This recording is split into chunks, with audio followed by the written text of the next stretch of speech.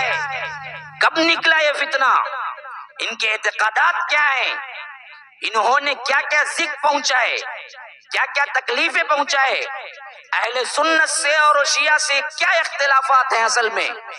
اور ان کے آنے سے اسلام کو کس طرح نقصان پہنچا، اس پورے پس منظر کو سمجھنا ہے تو میں نے جو پہلے دے دیا اس کو اچھی طرح سمجھ لو۔ یہودیت کا ایک نیا لبادہ ہی شیعت ہے، نمبر ایک، اچھی طرح سمجھ لو۔ شیعہ کون ہے؟ یہ وہی یہودی ہیں جنہوں نے اللہ کے رسول کی زندگی میں، خاص کر مدنی زندگی کے 10 سال سے، حضرت ابو بکر کے 2.5 سال سے، حضرت عمر کے 10 سال سے، گویا کہ پورے 3 سال سے جن کے دل میں پھپولے اٹھ رہے تھے کہ کیسے اسلام کو دبائیں، وہ حضرت عثمان کی خلافت میں انہیں موقع ملا تو ایک یہودی ان نسل جس کا نام عبداللہ بن سبا تھا، یہ علل اعلان مسلمان ہوتا ہے یمن میں اور آتا ہے مدینے کو، اور سب سے پہلا فتنہ جو لے آتا ہے وہ یہ کہ جتنے خلفاء ہیں، خواہ وہ ابو بکر تھے، خواہ وہ عمر تھے، خواہ عثمان اس وقت موجود ہیں، سب کے سب ظلماً انتقاماً اللہ کے رسول کی خاندان سے نبوت چھین لیے، اصل نبوت کے بعد خلافت چھین لیے، اصل خلافت نبوت کے بعد کسی کو آنا تھا تو وہ حضرت علی کو آنا تھا، یہ نعرہ لگایا، حضرت علی کو چڑھایا اور تمام صحابہ کو گرایا، خلافت کا نعرہ لگایا، کہا کہ ہر نبی کا ایک جانشین ہوتا ہے جس کو نبی جانشین بناتے ہیں، اور نبی نے جن کو بنایا وہ حضرت علی ہیں، ابو بکر ان پر ظلماً غاضب ہو کے خلیفہ بنے، عمر نے بھی وہی کام کیا، عثمان تو اب کر رہے ہیں جن کو نہیں چھوڑنا چاہیے، ہمارا تن من دھن لگا کہ عثمان کو یا تو اتارنا، اگر نہیں اتریں گے تو قتل کریں گے۔ یہ سوچ سب سے پہلے ان لوگوں میں پھیلایا جو کہ ابھی نئے نئے مسلمان ہوئے تھے، خاص کر ایران میں اس کا بہت معاملہ چلا، کیوں؟ ایران میں بھی سلطنت، باپ کی سلطنت بیٹے کو ملتی تھی، بیٹے کو سلطنت اس کے بیٹے کو ملتی تھی، اس کے بیٹے والا اس کا بیٹا آتا تھا، یہ نسلی سلطنت تھی، وہ بھی دیکھ چکے تھے، تو انہوں نے کیا کیا؟ بالکل صحیح کہتا ہے، غلط کوئی بات نہیں، پورے دنیا کے اندر باپ مرا تو بیٹا آتا ہے، خاندان کا آتا ہے، اللہ کے رسول کو بیٹا نہیں تو کون آنا چاہیے؟ داماد آنا چاہیے، یہ داماد ہی ہیں۔ اب مسئلہ یہ تھا جو ایک بیٹی کے داماد ہیں، جو وقت خلیفے میں تھے وہ 2 بیٹی کے داماد تھے، علی کو تو اللہ کے رسول صلی اللہ علیہ وسلم حضرت فاطمہ کو دیا تھا، عثمان کا حال تو یہ تھا کہ اللہ کے رسول نے حضرت رقیہ کو بھی دیا تھا، ام کلثوم کی بھی انہی کی نکاح میں دیا تھا، یہ بھی داماد تھے۔ تو بدبخت نے ایک جھوٹی من گھڑت حدیث نکالی، کہا کہ نہیں، اللہ کے رسول صلی اللہ علیہ وسلم نے اپنی زندگی میں صاف کہہ دیا ہر نبی کا ایک وصی ہوتا ہے جس سے وصیت کی جاتی ہے، اور حضرت علی کو خود اللہ کے رسول نے وصیت کر کے گئے تھے، اور بعض وہ احادیث کو بھی جامع پہنایا جس میں اللہ کے رسول نے تاکیداً حضرت علی کے لحاظ سے چند اضافی جملات کہے، ایسے بہت سے جملے ہر صحابی کے لیے اللہ کے رسول نے کہے، اس معاملے میں ان کی فضیلت بڑھ گئے، بس اس کا مطلب یہ نہیں کہ وہ تمام صحابہ میں سے افضل ہو گئے، تمام صحابہ میں افضل ابو بکر ہی، جیسا کہ حجۃ الوداع سے واپس آ رہے تھے، غدیر خم ایک جگہ کا نام ہے، وہاں پر خطبہ دیا، اور خطبے میں خاص کر اپنے خاندان کی اہمیت بتاتے ہوئے کہا من کنت مولاہ فعلی مولاہ، جو میرا مولا ہے، میرا دوست ہے، وہ علی کا بھی دوست ہے۔ یہ شیعہ نے یہ وہ حدیث پکڑی اور اسی پہ پوری عمارت کھڑی کر دی، بالکل صحیح ہے، ہم بھی مانتے ہیں، یہ ایک اعزاز تھا جو اس وقت اللہ کے رسول صلی اللہ علیہ وسلم نے حضرت علی کے لیے دیا تھا کہ میرے خاندان اور میرے علی کا بھی لحاظ کرو کیونکہ یہ میرے بچپن کے ساتھی اور رشتہ دار ہیں، اور خصوصیت سے ہاتھ پکڑ کے کہا من کنت مولاہ فعلی مولاہ، کہ جو میرا دوست بنے گا وہ حضرت علی کا بھی دوست ہوگا۔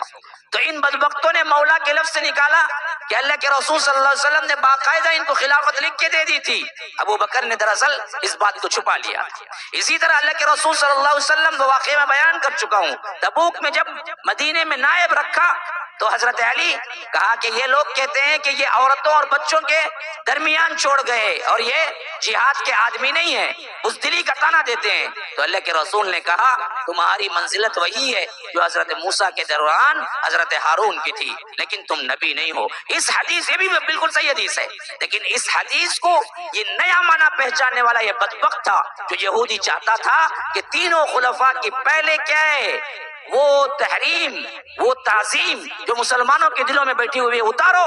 اور ان کے اندر فتنے برپا کرو اور حضرت علی کو وہی منصب دلاؤ جو دراصل یہ اپنے یہودی سلطنت، اپنے یہودی عقیدے میں حضرت موسیٰ کے بعد یوشع بن نون کی حیثیت سے وہ لوگ ابن اللہ گڑے ہوئے تھے۔ کہتے ہیں کہ عبداللہ بن سبا جب تک یہودی تھا اس وقت تک مانتا تھا کہ حضرت موسیٰ کے بعد ان کے خلیفے جو تھے یوشع بن نون وہ الہ بن گئے۔ یہودیوں نے الوہیت کا دعویٰ حضرت عزیر کے لیے بھی کیا، اب دراصل چاہتا یہ تھا کہ حضرت علی کو الہ بنا کے چھوڑے۔ اب یہ فتنہ آگے بنتا گیا، آگے بڑھتا گیا، کچھ لوگ بنتے گئے، کچھ لوگ کیا ہیں اس کی ہاں میں ہاں ملاتے گئے، خفیہ خفیہ کام شروع ہو گیا۔ بہت سے نے اس کے اوپر کیا ہے بیعت کر لی، بہت سے نے کہا کہ ہاں بالکل صحیح کہہ رہے ہیں، حضرت عثمان غاصب ہیں، وہ تو غضب کیے لیکن اب نہیں ہے، فوت ہو چکے، لیکن اب جو زندہ ہیں ان کو پکڑو مارو۔ تو اس کی جمعیت بڑھتی گئی یہاں تک کہ چند افراد جس وقت تمام صحابہ حج کو گئے ہوئے تھے آ کے حضرت عثمان کے پورے محل کو سراؤنڈنگ کر لیا اور آخرکار انہیں اسی محل کے اندر شہید کر دیا۔ یہ وہی تھے جو سبائی فرقے کا پہلا گروہ تھا، اور یہ بدبخت شہید کر کے گئے نہیں بلکہ شہید کر کے ڈھونڈ ڈھانڈ کے حضرت علی کو کہیں سے پکڑ کے لا کے زبردستی خلیفے کا نام دے کر تمام لوگوں کو ڈرایا دھمکایا، اور خود حضرت علی جب آئے تو جتنے لوگ وہاں موجود تھے سب نے کیا ہے کھلے دل سے، کیونکہ اس وقت ان کی عظمت والا کوئی نہیں تھا، حضرت عثمان کے بعد خلیفہ چن لیا۔ یہ متفق علیہ خلیفہ تو بنے لیکن یہ بدبخت ہمیشہ ان کے دور میں چھائے رہے، اس کے واسطے حضرت علی کو حضرت عثمان کے قصاص بدلہ لینے تک کا کیا ہے موقع نہ ملا، یہاں تک کہ 40 ہجری میں حضرت علی کو بھی انہی لوگوں نے شہید کیا جو ان کی پارٹی میں الگ ہوئے تھے، خارجیین۔ اب یہ علاقہ، یہ مسئلہ حکومت کے لحاظ سے بڑھ گیا، پہلے کیا تھا سطحی تھا، پھر کیا ہوا مضبوط بنا، پھر کیا ہوا امارت میں آیا، پھر کیا ہوا خلیفے کو قتل ہو گئے، پھر کیا ہوا پوری حکومت پر ہی بیٹھ گئے۔ اب حکومت کیا ہے ان کے ہاتھوں میں تھی، یہاں تک کہ حضرت علی شہید ہوئے 40 میں، تو ادھر حضرت حسن کو سپورٹ کر کے ان کو کیا ہے سب سے زیادہ مجبور کر دینے والے بدبخت جو تھے وہ یہی لوگ تھے جو سبائی فرقہ تھا، جو ڈائریکٹ حضرت علی کے زمانے میں آ کے کہتے تھے تم ہی اللہ ہو۔ ایسے لوگوں کو انہوں نے سزا دی، بعضوں کو قتل کا حکم دیا، بعضوں کو جلانے کا حکم دیا، جس میں خود عبداللہ بن سبا بھی تھا بعض روایات کے مطابق، اور اس وقت بھی یہ کہتے کہتے مرا کہ سوائے اللہ کے کوئی آگ کی سزا نہیں دے سکتا، اور آپ نے ہمیں جلانے کا حکم دیا تو اب تو ہمیں پکا یقین ہو گیا کہ آپ ہی اللہ ہے، یہ کہہ کے مرا۔ تو یہ مر تو گیا لیکن اس کے عقیدے پر ماننے والے لوگ نہیں مرے، آگے چلتی رہی۔ تو حضرت علی کے بعد حضرت حسن کو آٹومیٹک خلافت آئی، تو حضرت حسن نے کہا کہ مجھے اس معاملے میں پڑھنا ہی نہیں، مجھے اپنی خلافت کے لیے کسی مسلمان کا خون بہانا پسند ہی نہیں ہے۔ تو حضرت معاویہ سے لکھا اگر آپ بننا چاہتے ہیں تو آپ بن جائیے، میں اپنی خلافت سے دستبردار ہوتا ہوں۔ حضرت معاویہ اور حضرت حسن میں صلح ہو گئی، حضرت معاویہ خلیفۃ المسلمین بن گئے، اور حضرت حسن اس بات سے اپنے آپ کو کیا ہے بالکل ہی ہٹا لیا۔ تو سب سے پہلے ان پر لعن طعن کرنے والا فرقہ بھی یہی سبائی فرقہ تھا، جس نے کہا کہ تم نے مسلمانوں کو ذلیل کر دیا، جب وہ گزرتے تھے گھوڑے پر سے تو تان کرتے تھے کہ تم وہ ہو جو کہ بزدل بھی ہو اور اپنے باپ کی خلافت بھی چھوڑ کے دے دی اور ساتھ میں پورے مسلمانوں کا غرور بھی خاتمے میں لا دیا. اے مذل المومنین، اے مومنون کو ذلیل کرنے والے، اس طرح کا خطاب کرتے تھے، جس کی وجہ سے حضرت حسن کوفہ ہی چھوڑ کے چلے جانا چاہتے تھے. لیکن نام ان کا یہی تھا کہ ہم حضرت علی سے محبت کرنے والے ہیں، اور شیعہ کا مطلب ہے محبت کرنے والا، پیروی کرنے والا، اتباع کرنے والا. تو یہ شیعہ نے علی کہلائے. سبائی فرقہ ایک طرف گم ہو گیا. اب یہ سبائی فرقے کا نیا نام جو تھا وہ شیعہ تھا، اور شیعہ کا مطلب تھا محبت کرنا. لیکن محبت کیسے؟ تمام صحابہ کی نفرت کرو، صرف حضرت علی کو کیا ہے امام مانو. سب سے پہلا عقیدہ اہل سنت اور شیعوں میں اختلاف کا کیا بنا؟ انہوں نے کہا ابو بکر غاصب، غضب کرنے والے، ظالم، نعوذ باللہ ثم نعوذ، عمر ظالم، عثمان ظالم. سوائے اللہ کے رسول کے بعد کوئی صحیح خلیفہ بننا تھا تو وہ حضرت علی، اور ہمارا عقیدہ اب بھی یہی ہے کہ یہ تینوں ظالم تھے اور حضرت علی جو بنے وہی ایک صحیح خلیفہ تھے. اہل سنت کا عقیدہ یہ ہے کہ اللہ کے رسول کے بعد ابو بکر سب سے پہلے فضیلت والے ہیں خلیفہ، دوسرے خلیفہ عمر، تیسرے عثمان جو مظلوم شہید ہوئے، اور چوتھے حضرت علی. یہ اہل سنت کا عقیدہ ہے. شیعت کا عقیدہ یہ ہے کہ بلا فصل اللہ کے رسول کے بعد حضرت علی خلیفہ ہے. یہی پہلا عقیدہ ہم میں اور ان میں ٹکرانے والا ہے، جو بنا یہودیت سے، جس کا بانی عبداللہ بن سبا. یہ بدبخت جو بنا جس یہودی لابی کا یہ ایجنٹ تھا، اور جس حیثیت سے اللہ کے بعد حضرت علی کو الہ کہنے والا بدبخت تھا، اس کے بارے میں کھل کے شیعوں نے خود لکھا اپنی کتابوں میں آگے چل کر کہ تمہارا بانی کون ہے. بھائی پوچھا جاتا نا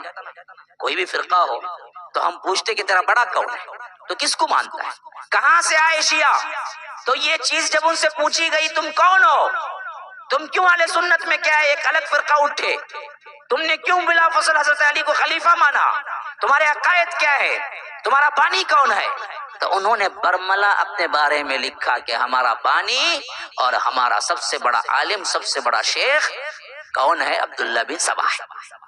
کہ ان کی کتابوں میں انہوں نے باقاعدہ لکھا ہوا ہے. جس عبداللہ بن سبا کے بارے میں پوری تاریخ گواہ ہے کہ جس نے برملا کیا ہے فتنے اٹھائے، حضرت عثمان کو شہید کیا، حضرت علی کو سامنے آ کے اللہ کہا، اور اس کے ساتھ ساتھ پورے بدعات نکالے، اور حضرت علی نے اسے چلا کر ختم کیا. اس کے بارے میں شیعوں کا عقیدہ یہ ہے کہ یہی ہے جو ہمارا بانی ہے. تو یہی ہے ہمارا بانی ہے جو کہ 40 سال کے بعد 40 ہجری میں یہ پورے آب و تاب کے ساتھ یہ فتنہ آگے بڑھا. اب سنو، اس کو سب سے بڑی اہمیت، اور ان لوگوں کو ہمارے اندر ذہنوں کے اندر ان کے اپنی بنیادوں اور عقائد کو بھرنے کا موقع کب ملا؟ آگے جا کے 20 سال بعد. یہ سب سے اہم تاریخ ہے جو تاریخ کے حصے میں ہم کو سمجھنا ہے. اللہ کے رسول صلی اللہ علیہ وسلم کے 40 سال بعد نبوت کی جو خلافت چل رہی تھی علی منہاج النبوہ وہ ختم ہو. حضرت حسن نے جو کہ ملنا تھی صاف ہاتھ اٹھا لیا، مجھے یہ خلافت نہیں چاہیے. حضرت معاویہ کو خوش ہو کے دے دیا، اور حضرت معاویہ نے 20 سال حکومت کی، 40 سے لے کر 60 تک. پوری امت متحد تھی. اندرونی طور پر سازشیں کرنے والا کوئی گروہ تھا تو یہی شیعہ گروہ تھا جو یہودی تھا، اب نیا نام اس کا شیعہ تھا. انہوں نے دیکھا حضرت حسن کو کہ پھر اکسانے پر، معاہدہ توڑنے پر بہت زیادہ اکسایا، کہا کہ تم نے غلطی کر دی، معاویہ کے اوپر حملہ کرو، جنگ کرو. حضرت حسن نے کہا کہ میں ایک بار کہہ چکا ہوں، میں دے چکا ہوں، میری کوئی خلافت نہیں ہے اب. اور اس حدیث کے مصداق بن گئے جو چھوٹے پن میں اللہ کے رسول صلی اللہ علیہ وسلم ان کے سر پہ ہاتھ رکھ کے کہا کرتے تھے یہ میرا بیٹا سید ہے، سردار ہے. جو دو مسلمانوں کے بڑے گروہ جب آپس میں لڑ پڑیں گے تو یہ میرا بیٹا صلح کرے گا. کب کہا تھا اللہ کے رسول نے؟ آج سے 40 سال پہلے کہا تھا، جب یہ چھوٹے بچے تھے، بھاگ دوڑ کرتے آتے تھے اللہ کے رسول حضرت فاطمہ کے گھر میں آتے تو گود میں آ کے بیٹھ جاتے تھے تو اللہ کے رسول حضرت حسن کے سر پہ کندھے پہ ہاتھ پھیرتے پھرتے کہتے اے میرا بیٹا سید ہے، اے میرا بیٹا سید ہے، جو مسلمانوں کے دو بڑے گروہ جو لڑ رہے ہوں گے ان کے اندر صلح کروائے گا۔ تو بیائی نہیں اللہ کے رسول کے اس پیشن گوئی کے مصداق 40 ہجری میں جب دونوں مسلمان حضرت علی اور حضرت معاویہ کے درمیان جو جنگ تھی اس کو حضرت حسن نے اپنے آپ کو قربان کر کے کہا کہ مجھے کوئی خلافت نہیں چاہیے، آپ اٹھا لیجئے، ہم بس امن سے رہیں گے، صلح کر کے رہیں گے۔ لیکن یہ فتنہ باز حضرت حسن پر دباؤ ڈالتے رہے کہ آپ اس معاہدے کو توڑو اور حضرت معاویہ پہ حملہ کرو۔ انہوں نے کہا کہ یہ کبھی نہیں ہو سکتا، خاندان نبوت کبھی خلاف ورزی نہیں کر سکتا۔ یہاں تک کہ جب دیکھا کہ حضرت حسن مان کے نہیں دے رہے تو کسرا کی بیٹی ایک تھی یزدجر، جو آخری کسرا کا بادشاہ تھا، اس کی بیٹی وہ تھی جو کہ لونڈی بن کے ایران کے جنگوں میں حضرت عمر کے زمانے میں آئی تھی، جس کا نام تھا شہربانو، یہ شہزادی تھی، انتہائی خوبصورت تھی۔ تو حضرت حسن ان کے حصے میں آئی۔ حضرت عمر نے جب تقسیم کیے لونڈیوں کو تو یہ لونڈی جو شاہانہ طور پر شاہی لباس میں تھی تو حضرت عمر نے کہا کہ اس کے مستحق تم ہو، تو حضرت حسن کو دیا تھا جو ان کی بیوی بنی۔ تو یہ بھی ایرانی، پھر غور کرو، حضرت عمر کو مارنے والا ایرانی جو یہودی لابی کا ایجنڈا تھا۔ پھر جب انہوں نے دیکھا کہ حضرت حسن مان کے نہیں دے رہے ہیں، مسلمانوں میں فساد نہیں کر رہے ہیں، مسلمانوں پر کیا جنگ نہیں کر رہے ہیں، تو انہوں نے کیا کیا، یہی شہر بانو کے ہاتھوں زہر دے کر حضرت حسن کو مار دیا۔ بیوی نے خود زہر دیا جو کہ ایران کے بادشاہ کی بیٹی جو ان کے نکاح میں تھی، یزدجر کی بیٹی تھی۔ آ گیا پھر وہی ایجنڈا۔ یہ شیعہ اصل یہودیت ہے، ایرانیت ہے، اور آج بھی شیعہ ایران ہے۔ پوری دنیا میں شیعہ ہے کہاں، حکومت کہاں ہے اس کی؟ ایران۔ یہ آج کا نہیں ہے، یہ بہت پرانا اندر کا معاملہ ہے، اس کو سمجھنا ہے اہل سنت ہمیشہ۔ کبھی بھائی بھائی نہیں ہو سکتے، یہ تو ہمارے این سے این بجا دیں گے اگر موقع ملے۔ یہی ہو رہا ہے شام میں۔ شام میں وہ مظلوم بچے کیا پاپ کیے اس بدبخت کا جو بشار الاسد ہے؟ کیوں؟ یہ غالی شیعہ ہے، یہ شیعوں میں بھی بڑا غالی درجے کا شیعہ ہے جو ڈائریکٹ حضرت علی کو اللہ بولتا ہے۔ کیونکہ شیعوں میں بھی 4-5 الگ الگ فرقے بنے، ان میں زیدیہ بھی ہیں، ان میں اسماعیلیہ بھی ہیں، ان میں اثنا عشریہ بھی ہیں،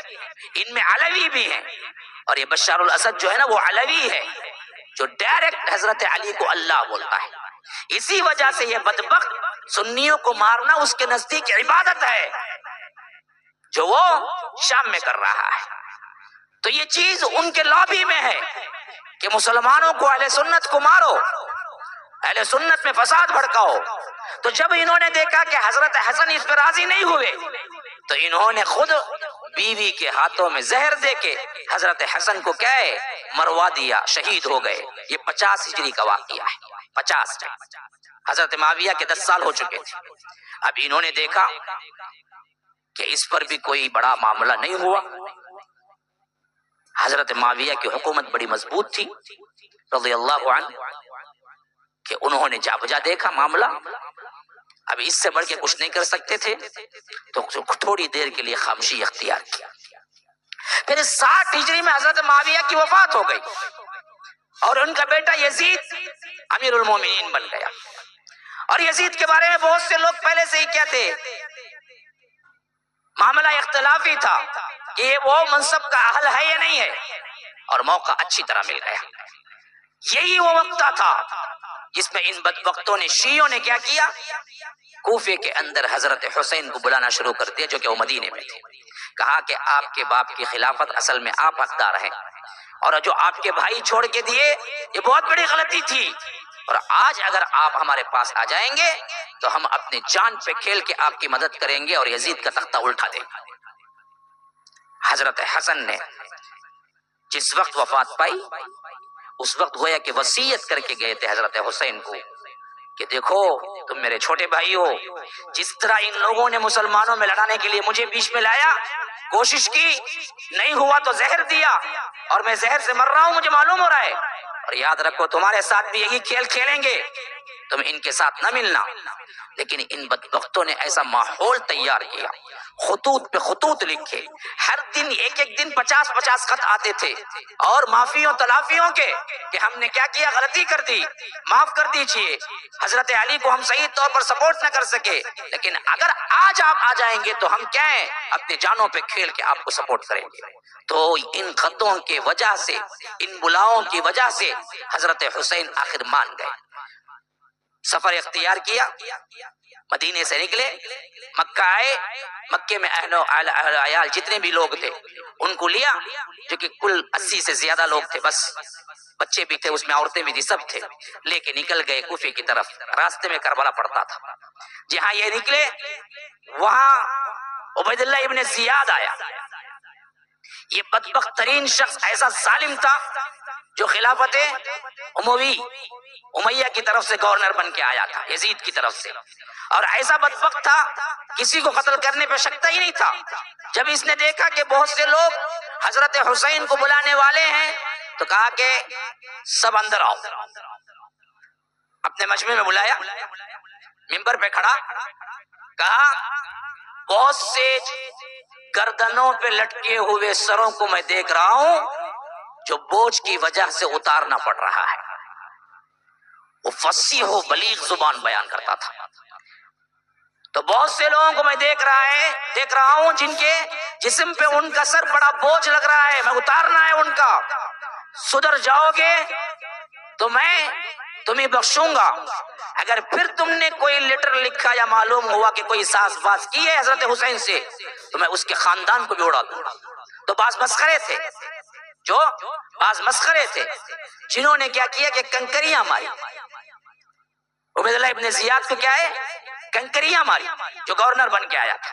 اس نے کہا کہ اچھا میرے سے بھی وہی کھلواڑ کرتے ہو جو اس سے پہلے گورنروں سے کرتے رہے۔ کہا کہ اپنے سپاہیوں کو حکم دیا کہ سب کے دروازے بند کرو، مسجد کے جتنے دروازے ہیں، جو اس وقت شاہی محل کی طرح بہت بڑی مسجد تھی، تو سب کے دروازے بند کروایا، اور کہا کہ آؤ ایک ایک آئے، قسم اللہ کی اٹھا کے کہے کہ میں نے کنکری نہیں ماری 3 مرتبہ، اگر ماری ہو تو مجھ پر اللہ کی لعنت ہے۔ تو جب یہ بولے گا تو میں باہر بھیجوں گا۔ بولنے میں ذرا سا ہچکچایا، گردن اڑا دو۔ ایسے ایک ایک کر کے بلاتا تھا، تھوڑے سے بھی جو حضرت حسین کی طرف رغبت رکھتے تھے اور یہ قسم کھانے میں ذرا سا بھی تردد کرتے تھے، کہتا تھا گردن اڑاؤ۔ ایسے کئیوں کے لاش کے انبار لگ گئے مسجد کے باہر، پہلا دن تھا اس کی گورنری کا۔ تو ایسی تھاک بیٹھی ان بدبختوں کے، جو کہ کیا ہمیشہ سے کیا تھے، بزدل تھے، یہودی تھے، جو بعد میں شیعہ بنے۔ تو انہوں نے پورا عبید اللہ ابن زیاد کی بات ماننے کا عہد کر لیا اور کہا کہ ہمارا سے کوئی تعلق حضرت حسین کا نہیں ہے۔ اور جب حضرت حسین کربلا میں پہنچے تو فوج بنا کے، انہی کی فوج بنا کے بھیجا کہ جاؤ لڑو، اگر تم سچے ہو تو جاؤ، جن کو تم نے بلایا خطوط دے کے جاؤ انہی سے لڑ کے دکھاؤ۔ اب عبید اللہ ابن زیاد سے ایسے ڈرے ہوئے تھے بدبخت یہ، جنہوں نے خطوط دے دے کے بلایا کہ آپ آؤ ہم سپورٹ کرتے، آپ آؤ ہم سپورٹ کرتے، آپ آؤ ہم سپورٹ کرتے، وہی پورے لشکر میں دشمن بن کے حضرت حسین کے سامنے کھڑے ہوئے تھے کربلا کے میدان میں۔ حضرت حسین نے کہا کہ فلاں، تو فلاں نہیں ہے، تو فلاں نہیں ہے، تو فلاں نہیں ہے، ٹھہر۔ اندر گئے خیمے میں، انبار تھا، خطوں کا انبار تھا جو ایک بالکل موٹے میں بھرا ہوا تھا، لا کے حضرت علی نے فوج کے سامنے اڑیل دیا۔ کہا کہ جو نام تو نے بتایا ہے کیا ان ناموں کے سگنیچر نیچے نہیں ہے کہ بدبختو تم نے مجھے بلایا؟ کہا کہ ہم نے کوئی نہیں بلایا، ہم تو کیا ہے زیاد کے وفادار ہیں، آپ یا تو اس کے ہاں چلیے یا نہیں تو جنگ کے لیے تیار ہو جائیے۔ حضرت حسین نے کہا کہ نبوت کے خاندان کا ہوں، کبھی ذلت برداشت نہیں کر سکتا، عبید اللہ ابن زیاد کے پاس پہنچ کے بیعت کرنا یہ میری سب سے بڑی تذلیل ہے، میں یہ تو نہیں کر سکتا۔ ہاں دوسرا آپشن دو، مجھے واپس جانے کو بولو، میں مکہ چلے جاتا ہوں، یا نہیں تو مجھے سیدھے یزید کے پاس پہنچا دو، میں اور یزید بات کر لیتے ہیں، یا نہیں تو کسی ساحل پہ پہنچا دو، کسی بارڈر پہ پہنچا دو اسلامی حکومت کا جہاں جنگ ہو رہی ہو، اور میں کافروں سے قتال کرتے ہوئے اللہ کے راستے میں شہید ہو جاتا ہوں۔ کہا کہ یہ تینوں ریکویسٹ ہم نہیں مانتے، ہم ایک ہی بات کہتے ہیں کہ آپ قیدی بن کے چلے عبید اللہ ابن زیاد کے پاس، یا نہیں تو ہم آپ سے جنگ کریں۔ حضرت حسین نے کہا کہ یہ برداشت نہیں کر سکتا میں کہ آج کا آنے والا وہ بھی ہے جو اموی خلافت کا کیا ہے، ظالم ایک گورنر ہے، اس کے آگے میں ہاتھ بن کے کھڑا ہونا یہ میری تذلیل ہے، میں نہیں آ سکتا۔ تو آخرکار یہی بدبختوں نے جنہوں نے بلایا حضرت حسین سے قتال کیا اور حضرت حسین کو مارا، اور یہاں تک ظلم دشمنی نکالی کہ اللہ کے رسول صلی اللہ علیہ وسلم کے نواسے کو الگ دھڑ الگ سر کیا، اور دھڑ کو جسم کو گھوڑوں کے سموں تلے رون دیا، اور خالی سر کو تھیلے میں ڈال کر ابن زیاد کے محل میں پہنچایا اور کہا کہ جس کو تم مانگتے تھے آج ہم لا کے ثبوت واضح کر دیے کہ ہم تیرے وفادار ہیں، ہم حسین کے وفادار نہیں ہیں۔ بدبخت نے روایتوں میں آتا ہے کہ حضرت حسین کے لبوں پہ چھڑی ماری عبید اللہ ابن زیاد نے، کہ اس وقت ایک صحابی موجود تھے، کھڑے ہو گئے، کہا کہ بدبخت یہ وہ اونٹ ہیں جن کو اللہ کے رسول پیار کرتے تھے، تو اس پہ چھڑی مار رہا ہے۔ تو تب کہیں جا کے عبید اللہ ابن زیاد خاموش ہوا۔ یہ واقعہ بالکل صحیح ہے، ہوا تھا، ظلم ہوا تھا، لیکن اصل میں کرنے والے کوئی یزیدی نہیں تھے، مسئلہ سب انہی کا تھا، انہی بدبختوں نے مارا۔ اور جب یہ معاملہ ہو گیا، حضرت حسین شہید ہو گئے کربلا میں، یہ نیوز پھیلی، جو صحابہ جہاں بھی تھے دنگ رہ گئے، اتنا بڑا حادثہ ہو گیا، نواسہ رسول کو قتل کر دیا گیا اور خاندان کو مٹا دیا گیا، بچوں کو بھی چھوڑا نہیں گیا۔ اور اس کے بعد ایک ایسا ولولہ اٹھا، ایک ایسا جذبہ اٹھا مسلمانوں میں، جو کہ یزید جو اس وقت تھا اس کے نام سے ایک طرح کی نفرت، کہ اس کے دور، حالانکہ یزید نے نہ حکم دیا تھا نہ یزید کے ایما پہ قتل ہوا تھا، یزید کو پتہ بھی نہیں تھا کیا ہوا تھا، یزید کو اس وقت پتا چلا جب کہ خاندان کے بچے کچھ افراد سفر کرتے ہوئے جب شام پہنچے